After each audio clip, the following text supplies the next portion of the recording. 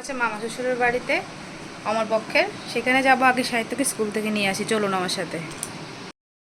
স্কুলে চলে আসছি, ওকে নিয়ে স্কুল থেকে বাসায় গিয়ে ওর টিচার আসবে, ওর পড়া শেষ করে সোজা চলে যাব মামার বাসায়। আর ওখানে গিয়ে দেখবো মুরব্বির সাথে ছোট মানুষ আড্ডা দিচ্ছে। উনি হলেন মুরব্বি আর উনি হলেন ওনার শালা। উনি সবার বড় আর ও সবার ছোট, দুজন বসে একসাথে আড্ডা দিচ্ছে। স্কুল লাইফটা কতই না মধুর, তাই না? দেখুন বাচ্চাগুলো কত সুন্দর করে দৌড়াদৌড়ি করছে। বাসায় গেলাম মামা শ্বশুরের, ওদের কথা তো আপনাদেরকে আগেভাগে বলে দিলাম। তারপরে এদিকে আমার দুই যা মিলে রান্নার আয়োজন করছে, একজন সালাদ কাটছে আর একজন ফিশ ফ্রাই বসালো। রান্না প্রায় শেষ, তখন প্রায় 2টার মতো বাজে আমি যখন গিয়েছিলাম ওদের বাসায়। দুজন মিলে করেছে আমিষের আয়োজন আর মামি করলো নিরামিষের আয়োজন।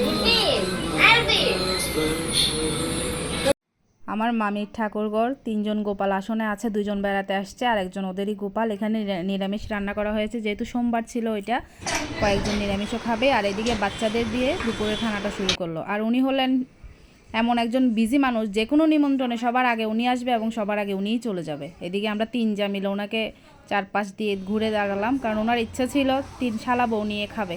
তো একসাথে তো বসে খাওয়া সম্ভব না, তাই উনি খাওয়ার সময় আমরা ওনার পাশে দাঁড়িয়েছিলাম।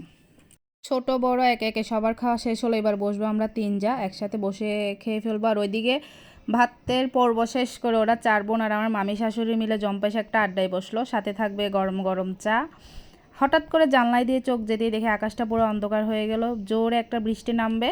কিন্তু জোরে সোরে বৃষ্টিটা আসেনি, আকাশটাই জোরে সোরে অন্ধকার হয়েছিল। সব মিলিয়ে দিনটা ভালোই গিয়েছিল।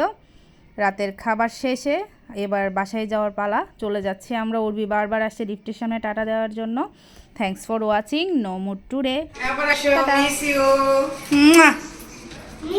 উর্বি